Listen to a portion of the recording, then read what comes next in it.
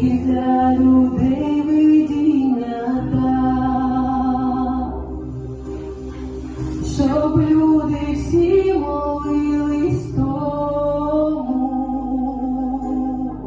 хто на хресті за них вмирав.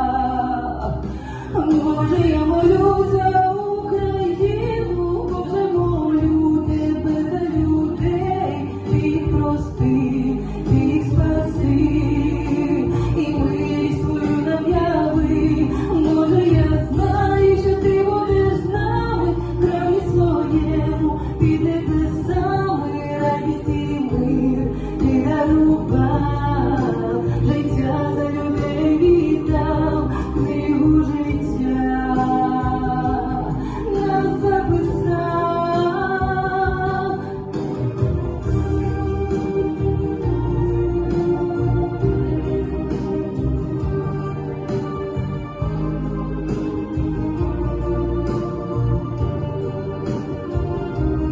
Боже, я знаю, що ти будеш з нами, разом із нами, під небесами, вірю, надію ти дав, життя ти за нас віддав, книгу життя нас записав.